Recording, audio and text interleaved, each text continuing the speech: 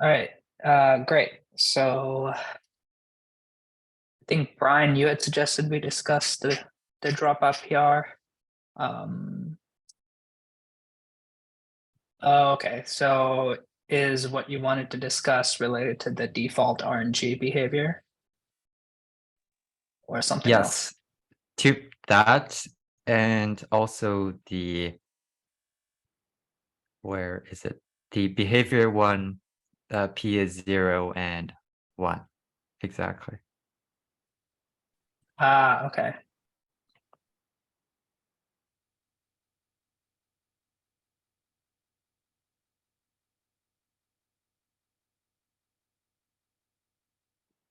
So we can start with the RNG behavior. I think Yeah, sorry, I was just reading the other P0, P1 one. mhm. But yeah, let's start with the RNG. So I guess the basic summary is just that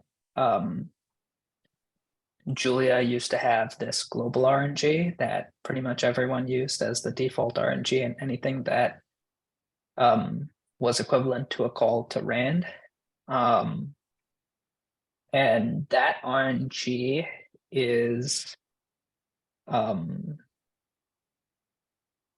not the same as what you get when you call the default RNG method from base.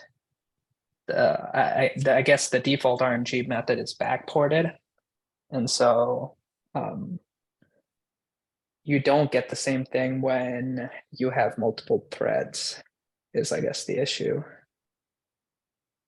Um, I mean,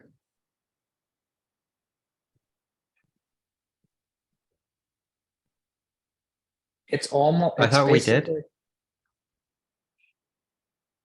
not on 1.6. Oh, I see.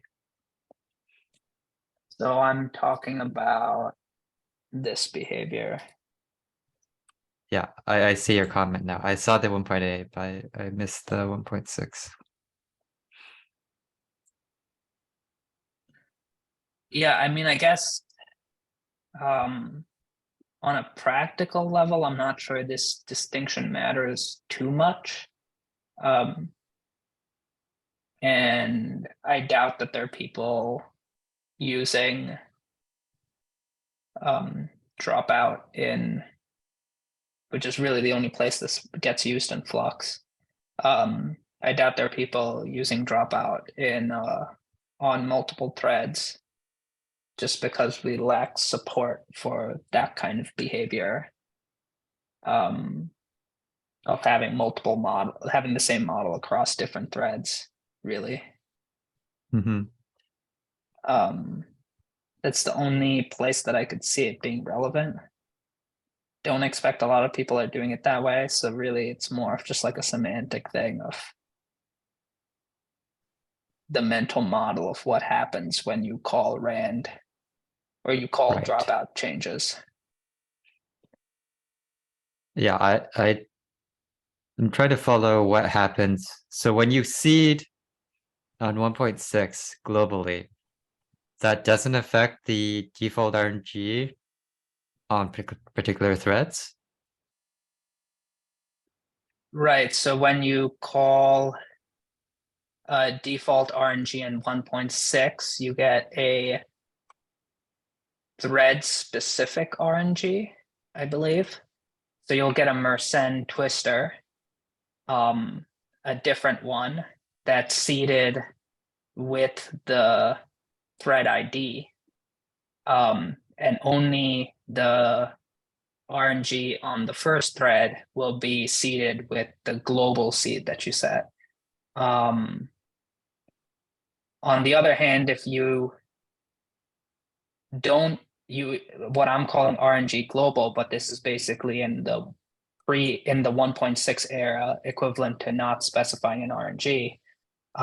In that setting, you'll get the same RNG across all the threads. So you're sharing the RNG across the threads, whereas you're not in in the case of default RNG, which presumably that's set up the way it is, backported the way it is, because that's what default RNG does in 1.7 onwards, is give you a task local RNG.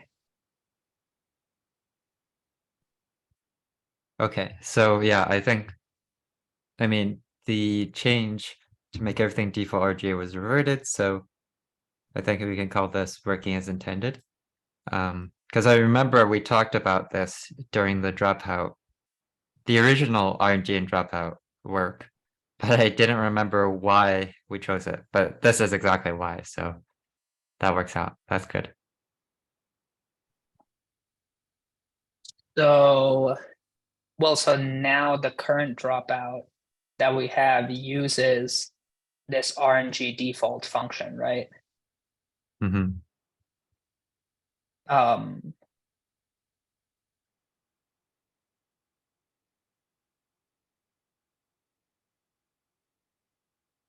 yeah, and So it that's looks like this, unchanged. Yeah. right? Okay, so yeah, okay, I agree. This is basically resolved by not changing anything. Hmm. It was changed back in the PR, so we're fine. I'll Okay, just resolve it here. okay. Okay.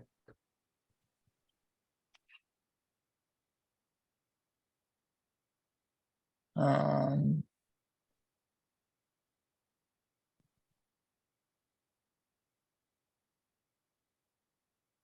right. Yeah. I guess the other one is the p equals 0, p equals 1 issue. So Hmm. that's, let me link the comment. This one, I don't know if this has changed since we discussed it in Metalhead, but at least in Flux, I don't think we ever do this where you call a constructor and you don't get that type back. I think maybe the parameters of the type are kind of I think we do it in one place. Let me see if I can find it. It's if you call a dense layer and you pass it a diagonal weight matrix, I think you get a scale back. I don't remember when that was added. oh no. I guess that Yeah, would have been right added here. when we added scale, probably. Yeah, it's here.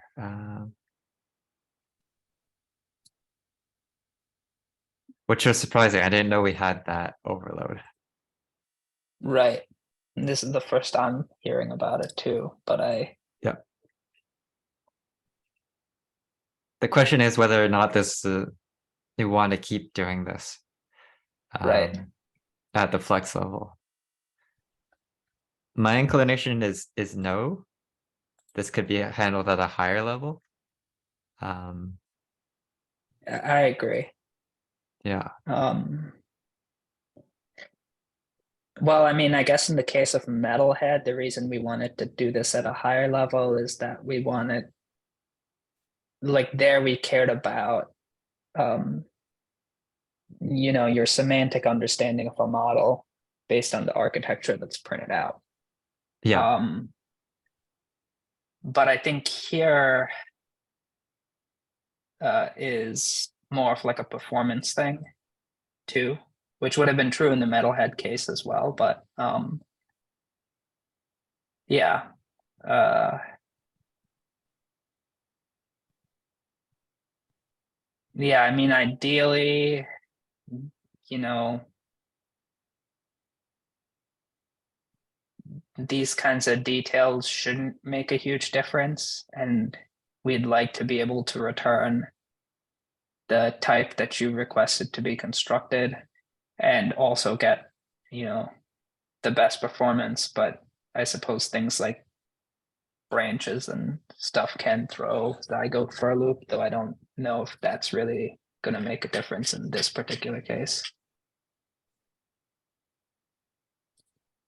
It is more work to make branches work. You basically have to fool Zygo into thinking that they don't exist. And it gets messy.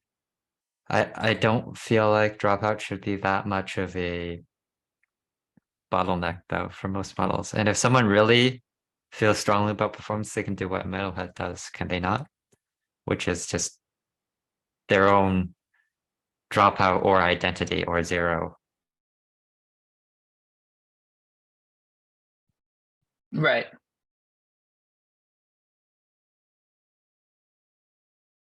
Yeah, I mean, I think these are the kinds of things that I would rather. Oh, lost Brian for a second. Oh, yeah. Sorry, I'm back. Okay. Yeah, I mean, I think these are the things that I'd rather have like a tool to do for you. Like it's mostly just you know, cutting up the model and then stitching it back together and to give you a model that's more performant. It would be nicer, I think, to do this with a tool than just automatically do it at the flux level. Yes, yep. Okay, so, and there's one.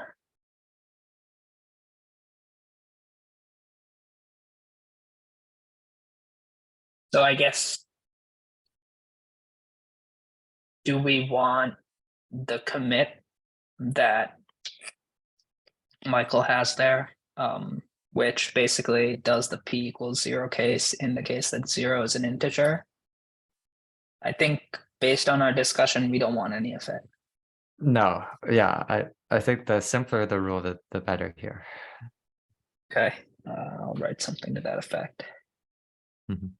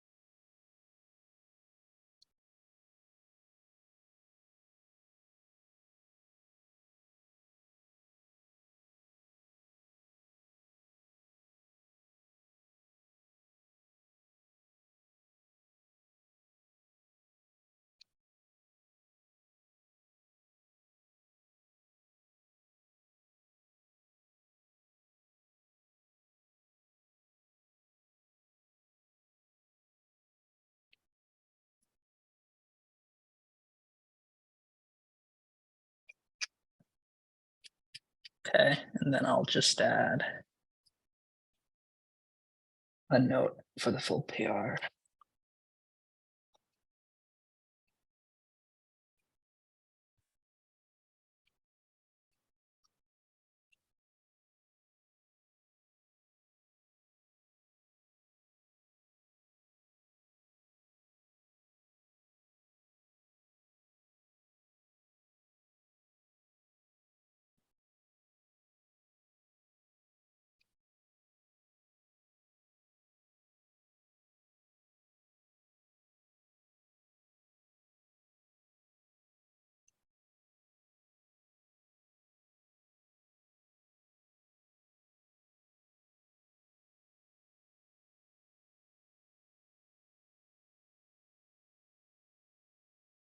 Great. I like the experimental mention as well. Okay. Great. All right. We're good with that. And then yeah, GSOC projects. Yes. So I think here, I mostly just want to make a decision on what we're going to do so that I can put it up on the website. Because a bunch of students have been messaging me about that recently, and we're we've waited too long. I kind of like the idea of doing a benchmarking project. I think it would make it a lot easier for us to make decisions if we had something like Fluxbench, but that was like integrated into GitHub so we can invoke it as needed on PRs.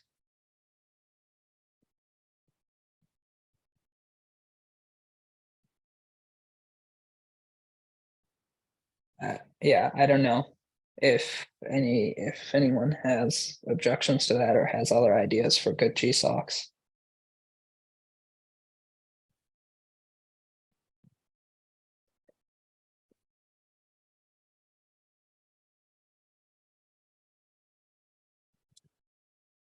All right.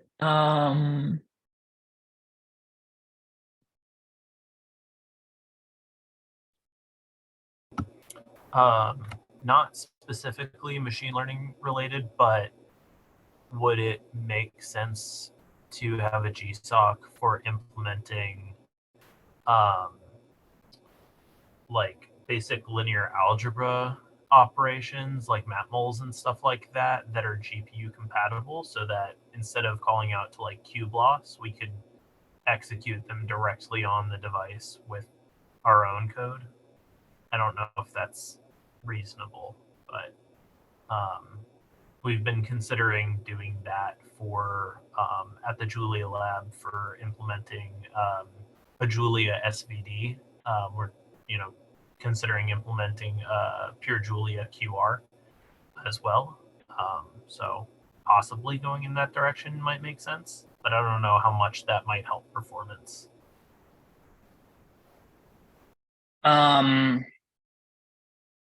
Yeah, I mean, I guess in the case. Well, so are you thinking of just things like matball, or you mean broadly linear algebra? So including Broadly. SVD and QR. Really, like whatever operations we tend to call into vendor libraries for that, instead implement those manually, even if they're not as perfectly performant when using them at a small scale.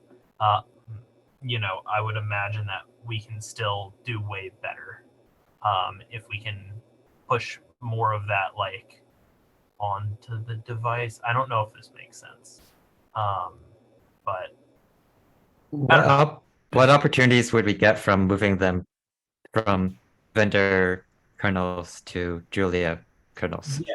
So my vision is that at some point we would be able to move most of the model pipeline, instead of being CPU to GPU to CPU to GPU, like doing a bunch of back and forth, we instead do more of it on the device directly, going layer to layer. I know there's some projects that already can do this, and in the AMD's 3D neural graphics work also is doing that sort of thing, where it's almost like kernel, like layer fusion, by just like putting it all as a kernel on the device. And obviously, if you're calling to QBLOS, you can't do that because it's expected to be called from the host. But if you have pure Julia implementations, then you can essentially call it from wherever you want. And do you think that this would also make it easier to interface with non-CUDA GPUs, or would it just be easier to rely on, AMD's stack? I mean, we can already call into RockBLOS. We already do that.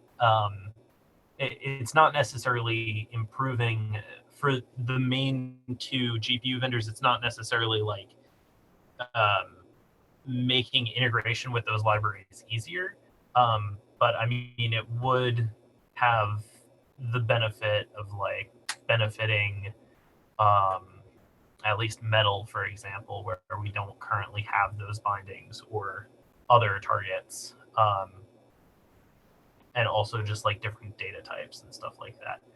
I don't know if this makes sense. It's kind of just off the top of my head, because we're kind of talking about maybe going in that direction, trying to re-implement more linear algebra in Julia, but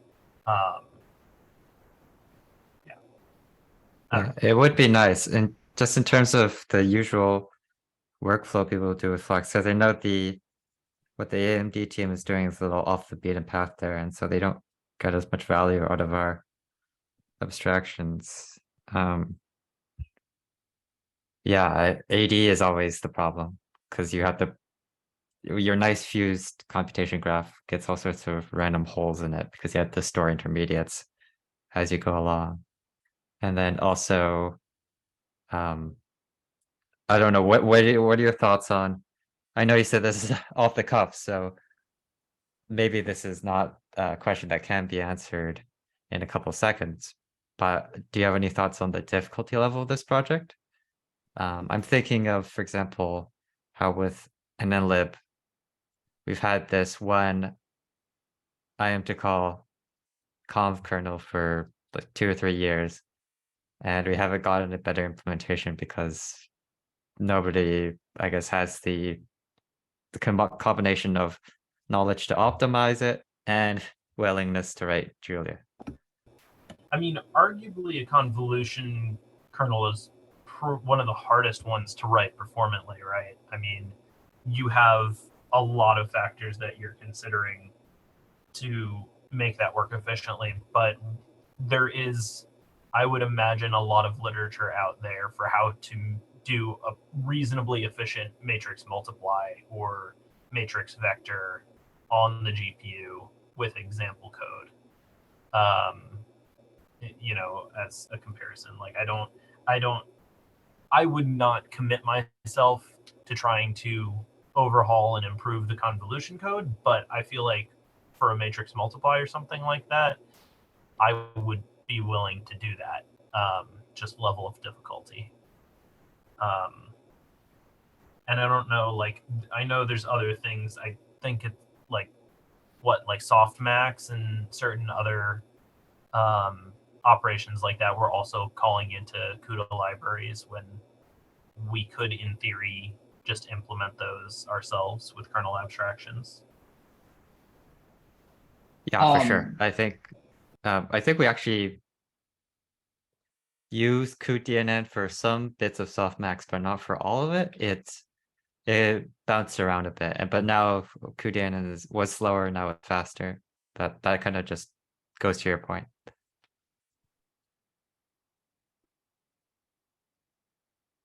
So I guess then on our end, for the sake of GSOC, what are you thinking? Like because this doesn't have to be an ML focused project really, but are you thinking you want to kind of package this as part of Flux's GSOC projects and then give it like a focus on the things that we use in ML models as like a target? Yeah, I mean, I was basically that, intending on a machine learning focus for which operations we implement, and what things we optimize for.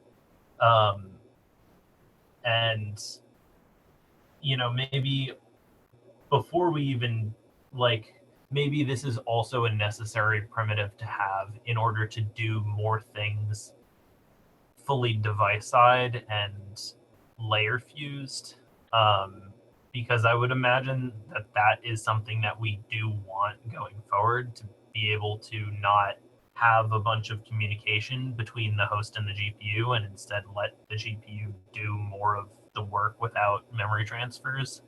And like this would be a necessary primitive to achieve that, in my opinion. But so that's why I was kind of bringing that up here, as opposed to saying like, oh, do it as a, you know, just a broader GSOC project. I mean, I'm totally okay if you all are just like, no, that doesn't seem like it's sensible. You know, do that as a, you know, general GSOC. I would be fine with that. I'm just trying to get some on the idea. Yeah, I mean, I guess the main thing would be, are you volunteering to co-mentor? Yeah, on the definitely on like I can help out on the GPU and performance side of things, and I definitely would be willing to mentor for that. It also semi directly helps me a lot for maintaining AMD GPU. So Yeah. Yeah, as long as um, I'm not mentoring it alone. And I think even if it was just me or Brian, if we had your expertise, I think I'm okay with making this one of the Flux projects if we want to do it with an ML spin on it. I don't know. I don't want to volunteer Brian for something he doesn't want to do though. Oh, So, I'm fine too. I just didn't. I had another connection problem, so I didn't catch the front end of that. But yes. Is there like a like if you had an end goal for the kind of model you'd want to represent at the end of this, is there one? That's a great question. As someone who doesn't do machine learning things day to day, I don't know if I can answer that or if I'd have a good answer to that. I guess I might turn that around and say, are there operations that you all would like to see in Julia that we have to call into vendor libraries for now? For a given model that you're interested in.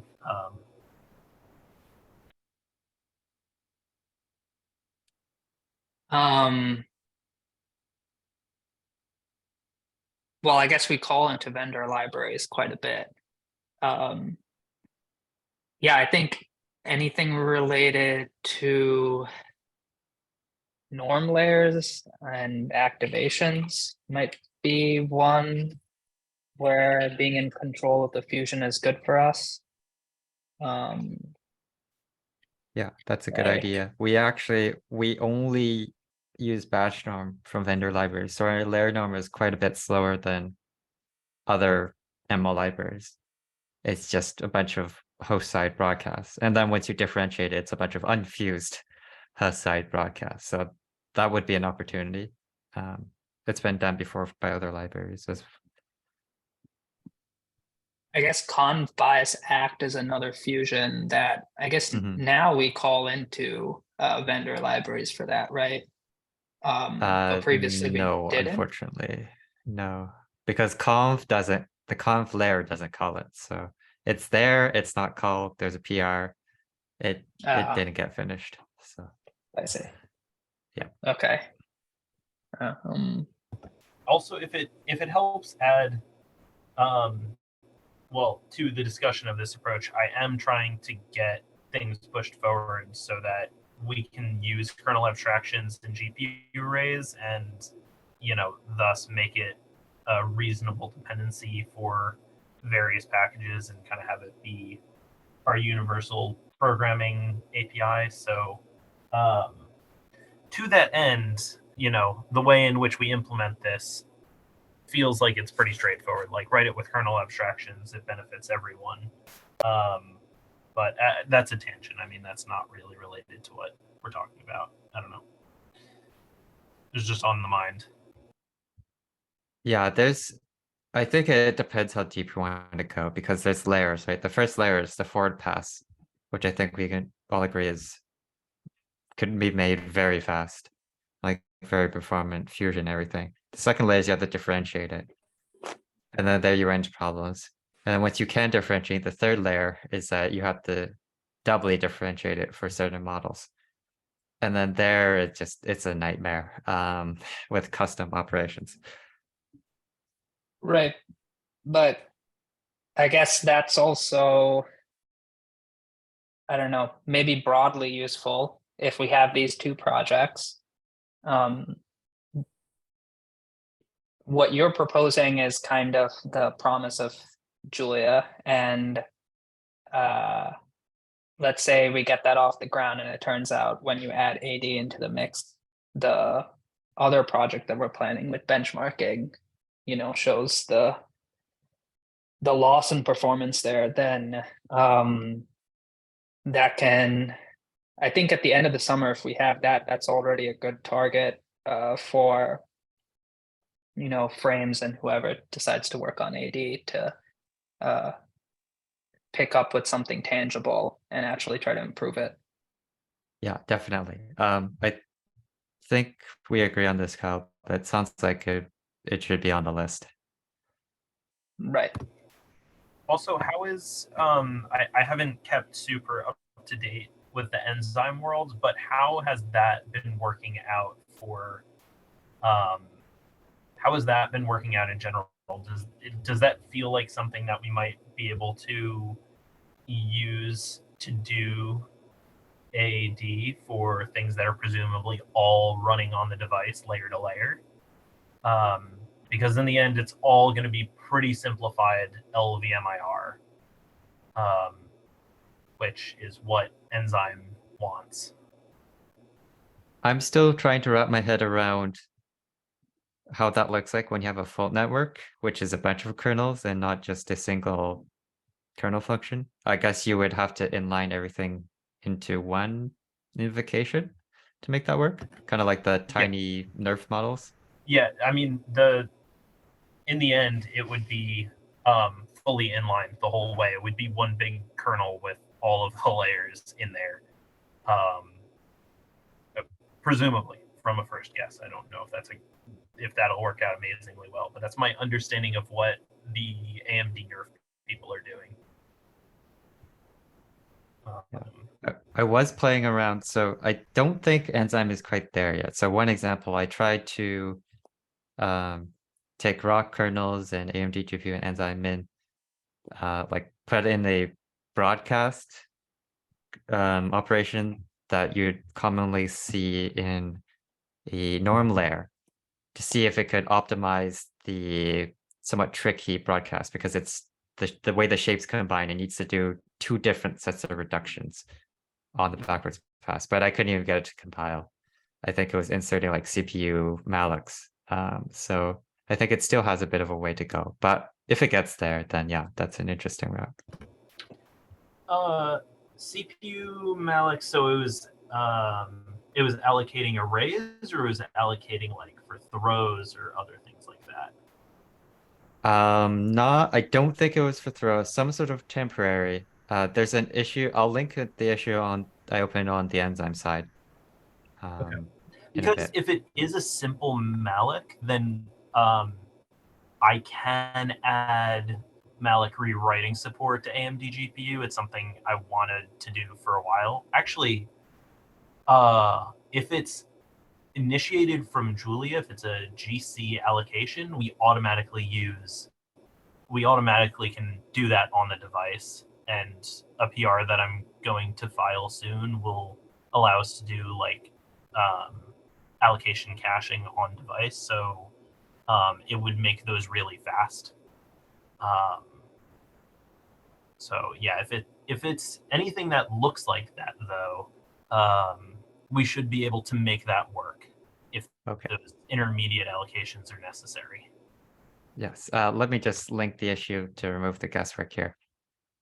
As far as I can tell, it's trying to allocate shadow memory for the differentiated parameters. I don't know why that's happening. It's some sort of temporary.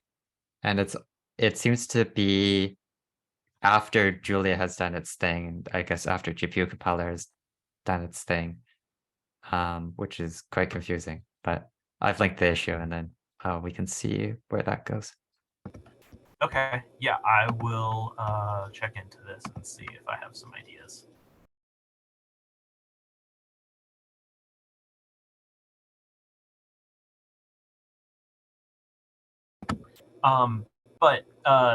Okay, so that's the enzyme side. So going back to the GSOC idea, is there any chance you could send me like just write a prioritized list of what operations you want to see implemented in Julia that we can presumably execute on the device? I mean, whoever on the call. Yeah, we could, yeah. I don't know if it's too much for this. We could start a hackmd for this and then maybe just put a list. And whoever wants to add some operation to it can. I don't know if we'll have something that's strictly ranked, but it'll be better than nothing. And like roughly speaking, I don't know, like for example, have norm layer at the top and maybe like what else? Like the scale and activation fusion or Mm, something like that. yeah. Um, yeah, let's start a hackmd. We can brainstorm the project description and then like the list and stuff there. That'll also help me to come up with the listing on the website then.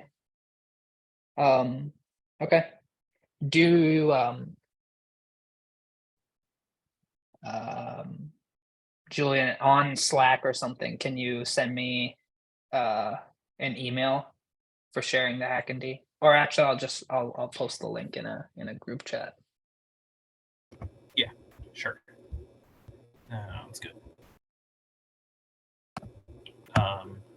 If it's Okay. easier, I could just DM you right now. I'll do that. Okay, thanks.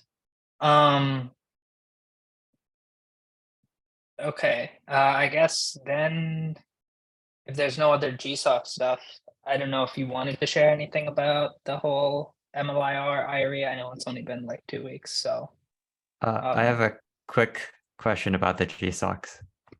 So looking at our current list, should we drop everything that's not the Fast AI and Metalhead ones? Do we You're want to keep saying around any of the Fast AI projects? the list that's on the FluxML website. This one, which I think is that's the one saved. linked to from our num focus GSOC page. Yeah, I think this is also what's on the website now. So I'm gonna Okay. get rid of this page because I think it's just confusing that we're like a secret page hidden inside the Julia website. Mhm. And I Right. would say the differentiable rendering is probably not necessary. I mean, we don't necessarily have it for ray tracing, but for rasterization approaches, we already had that last year.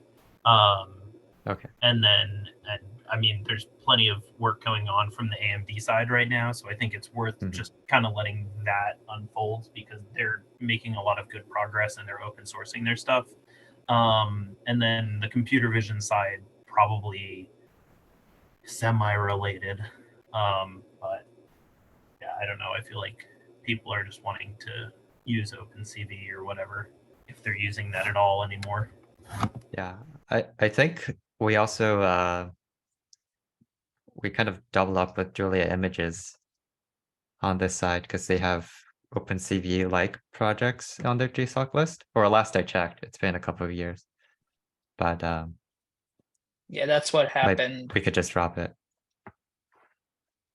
Yeah, I think at least a differentiable computer vision we can drop because that's what happened last year with that one.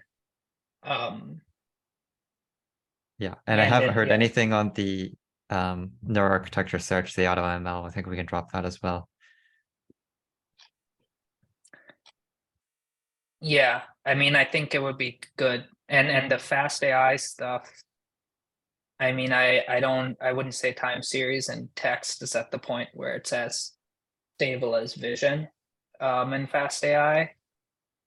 But or I shouldn't say stable, maybe like more feature complete, but like Mhm.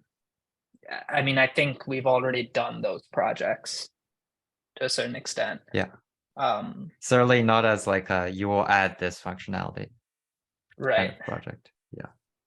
Yeah, and same thing with Okay. Metalhead. I think there's not enough to make a full GSOC at this point. Abhirath kind of really did a lot of that already. For sure. Right. So it sounds like basically we're nuking the entire list and starting with the two that we've discussed on call today. It seems so. yeah, I mean, I think that's fine and good. Because a lot of them were, you know, things from years ago.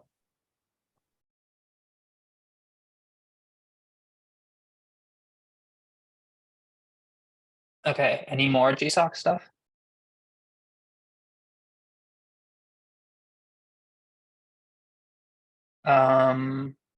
Okay, I guess other stuff.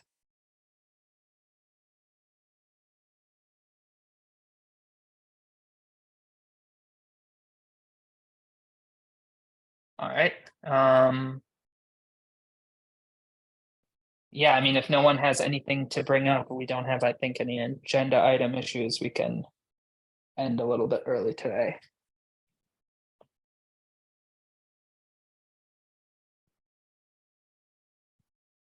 Okay, not hearing anything. So thanks everyone. We'll see you again in 2 weeks. Thanks, everyone. Thanks.